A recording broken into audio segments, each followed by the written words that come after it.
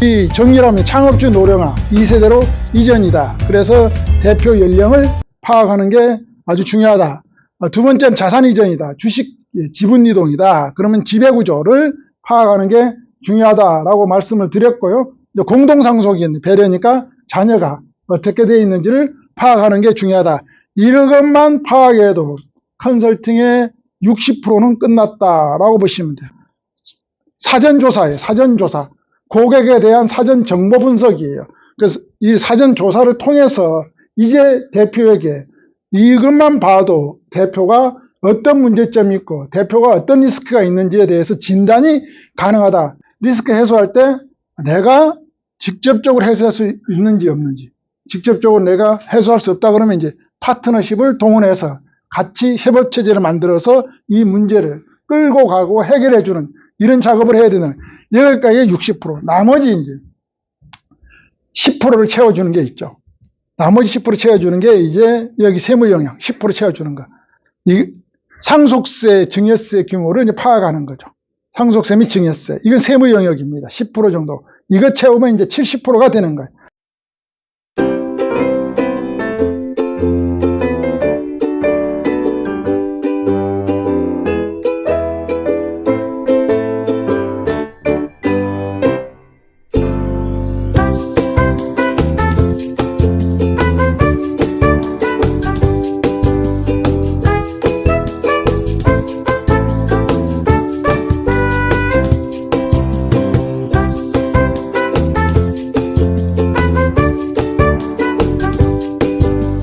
이렇게 됩니다. 이거는 이제 과세가액 결정 방법을 이제 이해를 해야 되겠죠. 과세가액 결정 방법은 주식 같은 경우는 주식 평가 방법을 이해해야 되겠죠.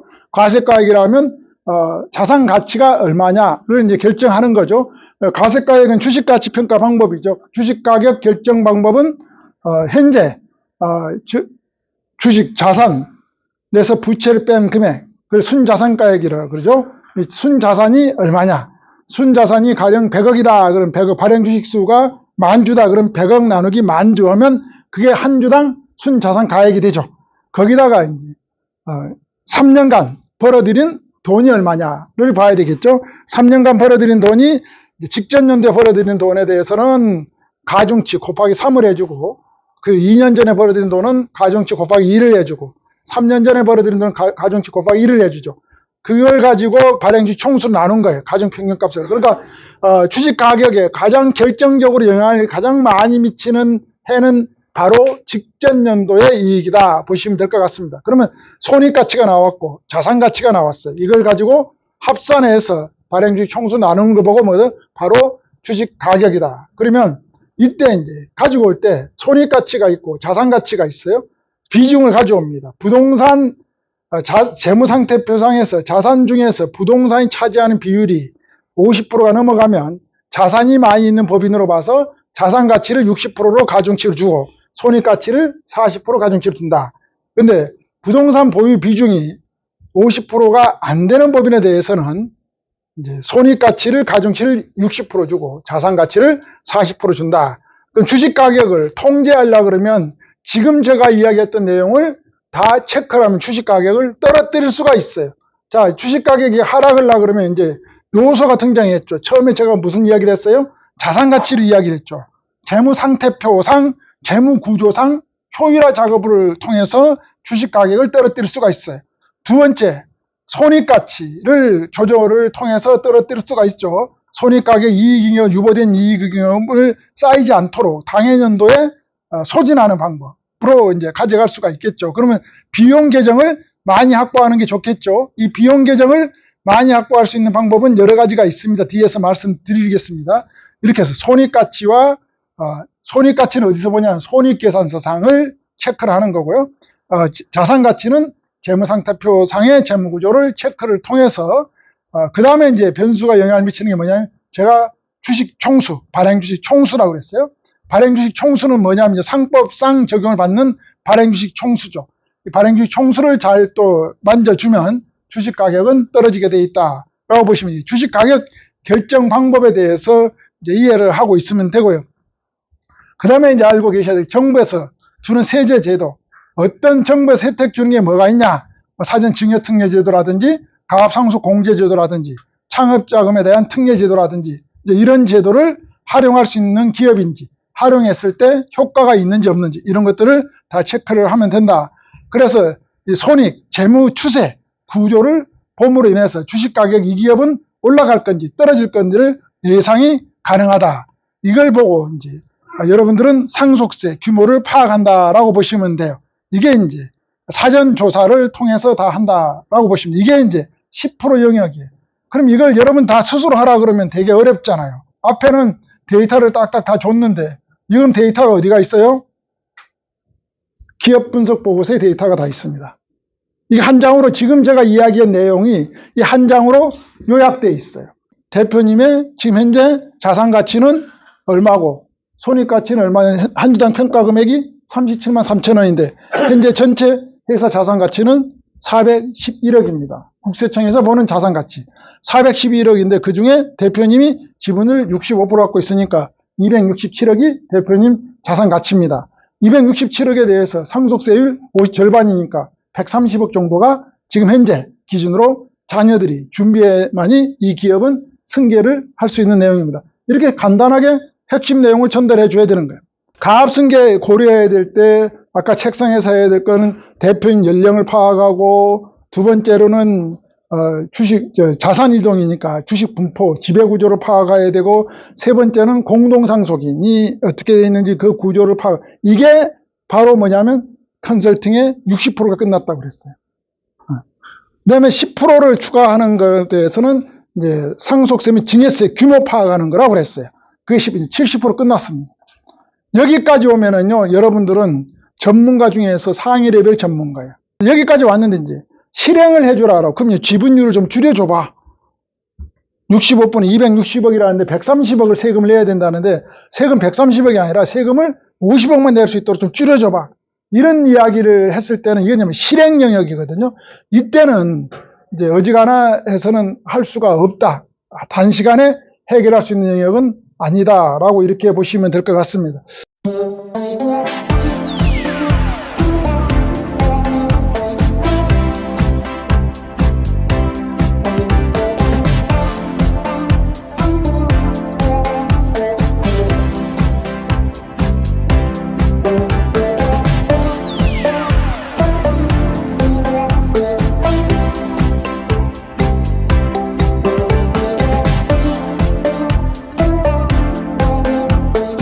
자녀가 근무하고 있는 경우가 매우 효과적이고 배우자 근무하고 있으면 매우 효과적이고 이건 뭐죠?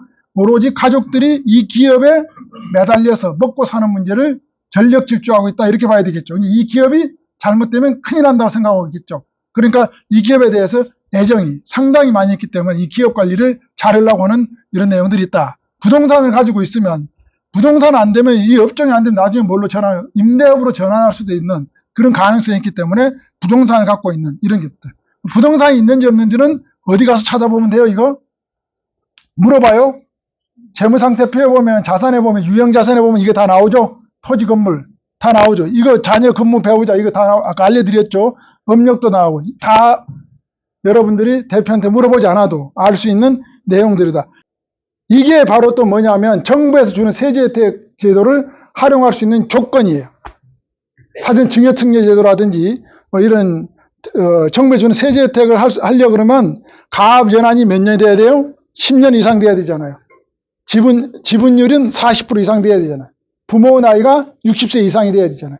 이게 자녀가 회사에 들어와야 되잖아요. 이게 바로 뭐냐면 정부에서 주는 세제 혜택을 활용할 수도 있는 그런 조건값이기도 하다. 이런 분들이 있어. 가압승계 의향이 있냐 없냐라고 대표단에 물어봤어요. 속마음을 조사를 했다는 거죠.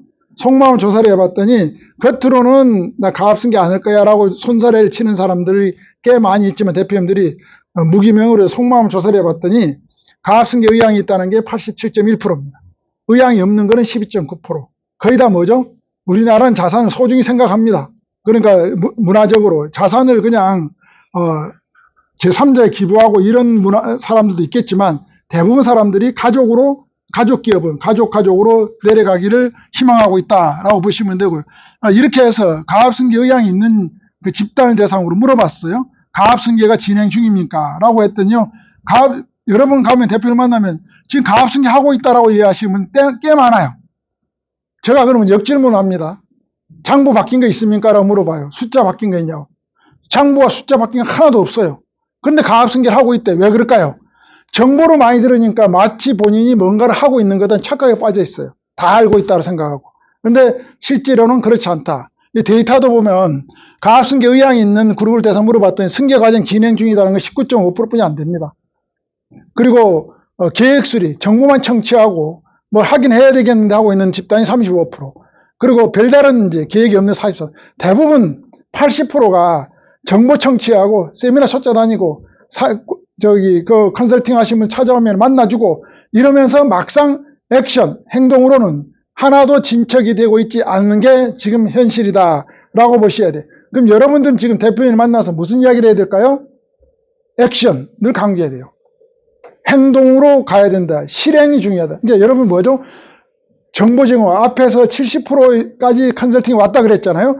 그 70%까지 온 거에 대해서는 대표님들이 많이 이해를 하고 있다는 거죠.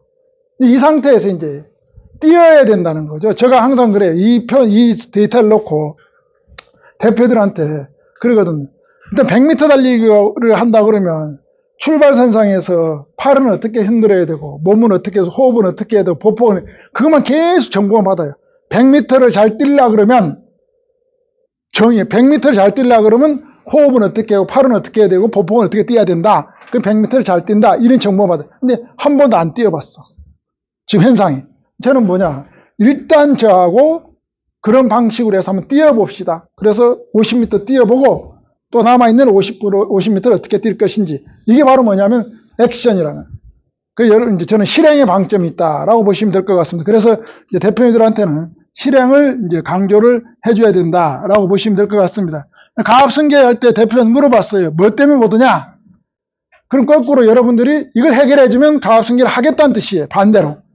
그러니까 현상을 파악해야 돼. 왜 안 하는지 이유를 알아야 된다. 이유를 알면 그걸 해결해주면 대표들은 가압승계를 한다는 거죠. 가장 많은 답변을 준 게 세금이에요. 세금. 지금 조세부담이라는 거예요. 조세부담. 그러면 세금을 줄여줄 수 있는 방법을 제안을 하면 하겠다는 뜻이죠. 근데 두 번째는 뭐냐면 후계자 역량이에요. 아들을 못 믿는다는 거죠. 후계자, 자녀를 못 믿는다는 거죠. 후계자 역량을 사장님 눈높이로 보면 안 된다라는 말씀을 저는 해주고 있습니다. 누구의 문화와 세대가 다르기 때문에 그네들 눈높이로 보면 후계자 역량이 걱정할 건 안 된다라고. 그 다음에 이제 가압승계 조직 갈등 문제를 이제 이야기를 해요. 제가 그래요. 직원들 눈치가 보인대요. 뭐요? 제가 그래요. 아니, 사장님 대기업 오너입니까? 대기업 전문경영 체제입니까? 여기는 뭐냐? 가족기업으로 여기서 아니라 사장님 존재감이 사라지면 이 기업은 계속 기업으로 갑니까? 못 갑니까? 못 간다는 거예요. 중소기업은 뭐냐면 강력한 오너십 하에 만들어져 가는 게 바로 중소기업입니다. 그러니까 오너십, 가족의 오너십이 형성되어 있지 않으면 중소기업은 망하게 돼 있다. 그럼 사장님 아니라 직원들의 눈치 때문에 승계 작업을 안 한다. 사장님 돌아가시면 이 기업이 계속 기업을 가겠습니까? 누가 전문 경영에 와서 경영을 하겠습니까? 현실적으로 맞지 않는, 우리한테는 이런 조직 문화가 맞지 않는 것을 왜 대기업에서 봐야 될 걸 우리 중소기업에 와서 그렇게 대입을 해서 보시냐라고 제가 이야기를 해줍니다. 현실을. 그러면 이런 내용들을, 사장님이 생각하고 있는 내용들을 조목조목 여러분들이 인지를 하고 있으면 이런 말이 나오면 아, 이런 이야기에서 출발했구나 인지를 하면 거기에 대해서 여러분들이 대화를 끌어가주면 사장님이 가압승계에 대한 결정을 빠르게 할 수 있다라고 보시면 될 것 같습니다. 가압승계는 이제 대부분 자녀에게 승계한다고 그러고요. 준비기간 8년 정도. 요즘 제가 해보니까 작게는 한 3년이면 다 끝나는 경우도 많이 있습니다. 어떤 전략을 가져가냐에 따라서 기간이 매우 짧아졌다. 과거에는 8년, 10년 걸렸어요. 근데 요즘은 지금 경영 환경이라든지 경제 환경, 세무 환경이라든지 또 이런 세법 개정 환경이 매우 빠르게 변화하고 있기 때문에 그 주어진 세법과 환경 내에서 빨리 결정해서 빨리 진행해야 되기 때문에 주로 2, 3년 내로 사안에 따라서는 승계가 끝나는 경우도 되게 많이 있다라고 이렇게 보시면 될 것 같습니다.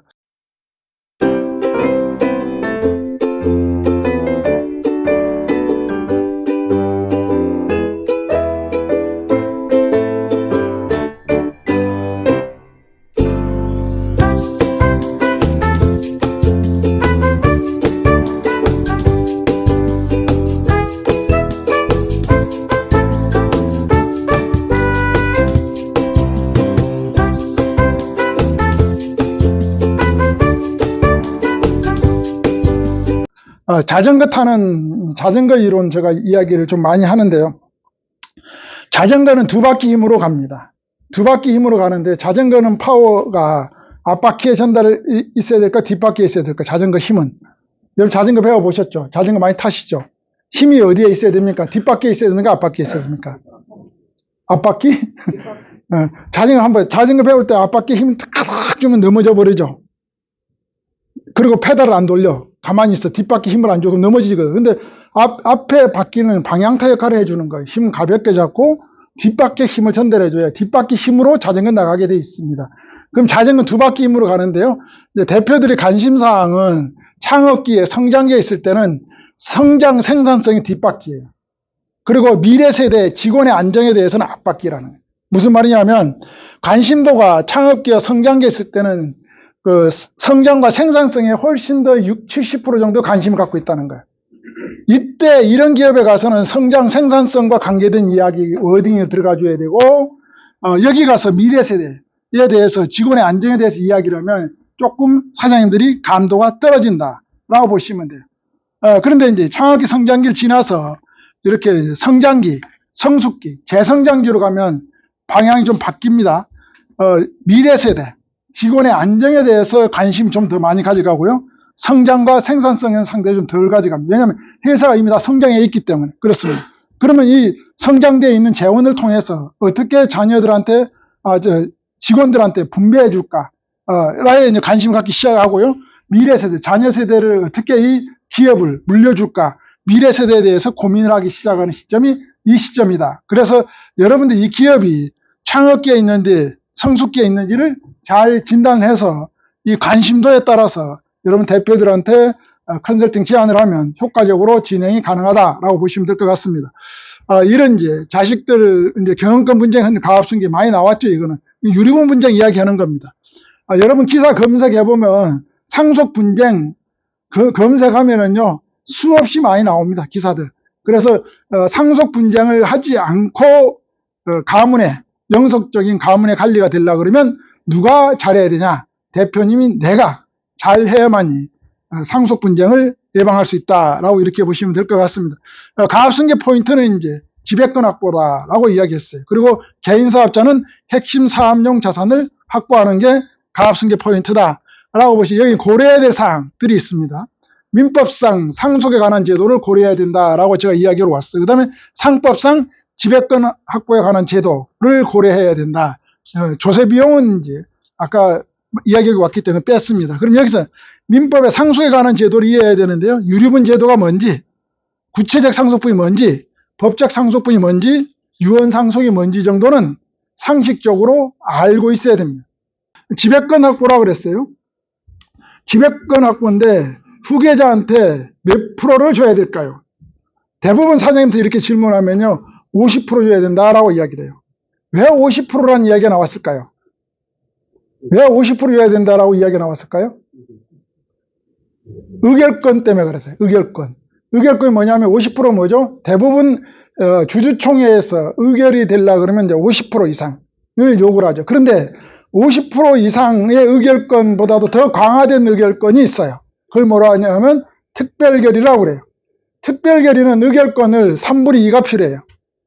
그게 뭐냐, 대표 의결권 여러분들이 활용을 많이 하는 정관개정, 그 다음에 감자, 뭐 이런 증자, 합병, 분할 이런 거에 대해서는 3분의 2가 필요합니다. 그럼 후계자가 주변에 발목을 잡히지 않고 단독으로 경영을 할 수 있는 지분율은 몇 프로를 확보해야 된다?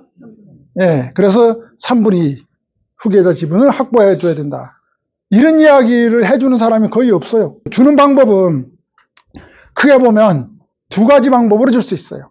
생전 증여 방식이 있고 살아있을 때 주는 게 증여 방식, 상속으로 가는 방식이 있다는 거죠. 자, 이게 이제 지배권 확보 방법이에요. 근데 요즘은 이제 증여 방식으로 많이 전환이 됐어요. 네, 지금 그러면 아직도 상속으로 그냥 방치하고 가는 경우가 되게 많아요. 만약에 살아있을 때 지분에 대해서 정리를 하지 않고 가면 어떤 현상이 생기냐 하면요, 특정 후계자한테 승계가 제한된다라고 보시면 돼요. 그럼 왜 살아있을 때 증여 방식으로 안 가고 그냥 상속으로 가버리냐? 왜 그럴까요? 그것도 원인을 알아야 되겠죠. 증여하면 좋고 지금 여러 가지 이유 중에서 증여 방식으로 가야 된다는데 안 하는 이유가 있다는 거죠. 아까서 좀 말씀 조세부담 문제점 이거 해결해 주면 간다는 거잖아요. 세금이 너무 많아서 이거 주고 싶어도 못 준다는. 두 번째, 후계자의 다른 이해관계자. 일남한테만 줬을 때 이남과 3년은 어떻게 생각할까? 이 고민이 많다는 거죠. 그래서 이해관계자에 대해서 어떻게 정리를 할 것인지 대해서 명쾌하게 전략을 내놓지 못한다는 거예요, 전문가들이. 세 번째는 뭐냐? 피상속인 사망 전 지배권에 대한 부담. 무슨 말? 사장님이 사망하기 전에 지배권을 다 넘겨줬을 때 아버지를 안 봤을 때 어떻게 대응할 것이냐. 그걸 보고 내입니다. 그런 사례들 많이 있죠. 들어보면 있죠. 그런 사례들이 제가 다녀보면은 되게 많아요. 그러니까 그거죠. 자산 이전의 부담감, 내입니다. 그런데 이 세 가지를 다 해결해 주면 되는 거 아니겠어요? 자산은 주되 계약서 하나만 써놨으면 되거든요. 무슨 계약서? 부담부 증여 계약서. 부담부 증여가 뭐냐면 대출을 안고 주는 그거 증여가 아니라 조건값을 가진 증여예요. 어떤 조건을 가지냐? 부모의 봉양의 의무, 부양의 의무를 갖는 조건값이에요. 예를 들면 부모의 집에 한 달에 한 번씩 왕래를 한다든지 아버지한테 예를 들면 용돈을 한 달에 얼마 준다는 걸 정할 수 있습니다. 그걸 조건으로 해서 증여를 해주는 게 부담부 증여계약이에요. 그렇게 하면 그걸 지키지 않잖아요. 아들 쪽에서. 그러면 뭐죠? 증여행위 자체가 무효가 되는 거예요. 그 법적으로 있냐고 물어봐요, 저한테. 있을까 없었어, 법에가? 있어요. 어디가? 민법에가 있어요.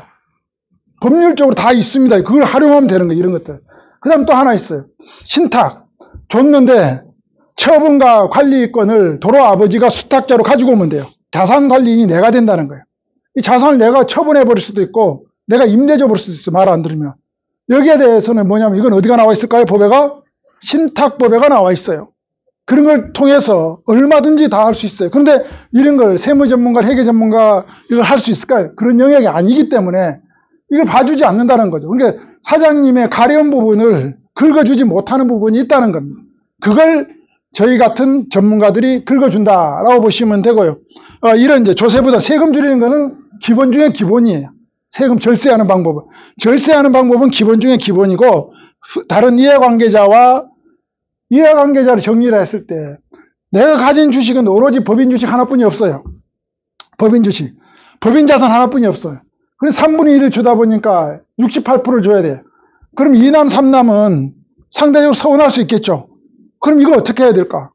법인 자산뿐이 없는데 여러분 어떻게 하면 될까요? 자산 안분 해줘야 되겠는데 68%는 줘야 돼. 남아있는 지분 한 20% 남짓 가지고 둘이 10%씩 나눠 가졌고 1남은 68% 가져가고 2남 둘이는 한 15%씩 가져왔어요. 둘이가 서운하지 않겠어요? 자산 안분이 잘못됐잖아요. 여러분이라면 어떻게 하겠어요? 정답 말하시는 분. 정답. 방법, 솔루션 없어요? 네. 그래서 공부하셔야 된다. 여기서 저는 뭘 제안하냐? 우선주 제안을 합니다. 의결권 없는 우선주 제안. 무슨 말이에요? 의결권을 행사 못하는 주식을 발행해서 배당을 우선해서 주는 거예요. 그러니까 아들이 갖고 있는 68%는 배당을 제한을 하고 둘째, 셋째가 있는 주식 수는 적지만 이 사람들이 가지고 있는 배당 권리를 2배 이상, 3배 이상 확보를 해주는 거예요. 그러면 여기에서 나오는 수익을 분배할 때는 의결권 회사를 준 거는 1남한테 줬지만 분배, 배당금 가져갈 때는 균등하게 가져가거나 2남, 3남을 더 줄 수가 있다는 거죠. 보통주를 우선주를 발행해서 이렇게 할 수 있는 방법 전략들도 얼마든지 많이 가져갈 수 있다라고 보시면 돼요. 그래서 이런 이제 전략들을 같이 제공해 줘야 된다. 근데 이걸 안 해주니까, 이런 문제점 해결 안 해주니까 그냥 사장님이 상속을 가버려요. 상속을 가버리니까 어떤 문제가 돼요? 법정 상속을 가면 아까 제가 이야기했죠. n분의 1로 간다 그랬죠. 똑같이 100을 33, 33, 33 가져가겠죠. 그럼 특정 후계자로 승계가 될까요? 안 될까요? 안 된다라고 이렇게 보시면 될 것 같습니다. 그 특정 후계자로 상속이 불가하다. 타상속인에 대한 배려를 좀 보면은요. 공동상속인의 배려를 이제 어떻게 해야 되냐. 법정 상속인의 권리 제가 이야기를 했습니다. 유리분이라고 있고 구체적 상속분이라고 다 이야기를 하고 화합을 위해서는 후계자와 타상속인을 같이 검토를 해줘야 된다. 사업승계 성공 요인이에요. 그러면 이 내용을 다른 후계자와 다른 상속인을 어떻게 안분할 거, 어떤 자산을 안분할 것인지는 이제 전문가들이 통합적인 자산을 놓고 검토를 해야 된다라고 이렇게 보시면 될 것 같습니다. 이런 경우가 있어요. 매매 방식은 이제 대표님 성향에 따라서 야, 난 그래도 유류분 분쟁에서 제하면서 대상이 안 되면서 자녀한테 특정 후계자한테 다 자산을 좀 집중화시키고 싶다라고 판단하는 사람이 간혹 있어요. 그러면 여러분들은 둘째, 셋째가 아닌 일남에게 자산을 좀 집중화시키겠다고 사장님 이야기를 하면 여러분들은 뭐라 그래야 돼? 유류분 분쟁 때문에 안 됩니다. 큰일 납니다. 절대 안 돼요. 라고 이야기를 하면은 여러분하고 대표는 계속 멀어져요. 대표 니즈를 파악해서 대표의 속마음과 같이 그 대표가 원하는 바로 갈 수 있는 방법을 찾아주면 돼요. 그게 이제 유연하게 대처하는 거죠. 그러면 어떻게 하면 되냐? 저는 저 같은 경우 이렇게도 해줘요. 그럼 대표님 특정 후계자한테 자산을 대부분 주고 싶으면 사장님이 증여 방식으로 가면 절대 안 됩니다. 증여 방식으로 가면 기한과 제한 없이 무조건 유륜 반환 대상이 들어가기 때문에 다툼의 소지가 있습니다. 그러면 어떻게 해야 될까요? 증여 방식이 아닌 매매 방식으로 갈 수 있는 방법을 찾아야 됩니다. 라고 이야기합니다. 그러면 특정 자녀에게 자산이 좀 몰려가더라도 가족의 분쟁이 사라진다. 이런 경우, 여기 이제 주식을 매매하는 경우, 분쟁 대상인데, 이게 이제 제가, 여기 성남에 있는 이제 식품회사였는데요. 대표님 지금 제가 이야기했던 그런 니즈가 있었어요. 그런데 대표님이 이제, 이걸 이제 그 자녀한테 그렇게 자산을 좀 이렇게 집중해서 줘야 되겠는데, 그 방법이 없겠냐 했더니, 다른 사람들은 뭐, 그 방법이 없다, 뭐, 증여특례제도로 하면 된다. 증여특례제도 해보면 뭐합니까? 다 또 나눠야겠는데. 유륜 분쟁 대상인데. 또 가압상속으로 가도 똑같이 나눠야 되고. 그런 거죠. 자연스럽게 이 법인은 누가 취득한 겁니까? 자녀 힘으로 취득한 게 되니까 분쟁 대상이 됩니까? 안 됩니까? 안 된다. 이렇게 하려면 자금 출처, 특수관계장 거래, 매수 시기 고려도 해야 되고, 양도소득세도 고려를 해야 된다. 그래서 생전에 승계하는 방법 중에 증여도 있지만 매매 방식도 있다라고 이렇게 보시면 되고, 증여 방식은 장점이 절세 효과가 커요. 과세가액을 조기 확정시켜 놓고 지금 자산이란 건 시간이 지나면 지날수록 늘어나게 돼 있잖아요. 늘어나게 돼 있는데 이게 절세 효과가 상당히 크다. 그런데 큰데 이 단점이 뭐냐면요. 유류분 반환 대상에 들어간다는 게 끝까지. 유류분 반환 대상에 들어가기 때문에 이게 단점이다라고 이렇게 보시면 될 것 같습니다. 그래서 장점과 단점을 잘 봐서 사전 증여하는 방식도 결정을 할 수 있으면 좋겠다라고 이렇게 보시면 될 것 같습니다.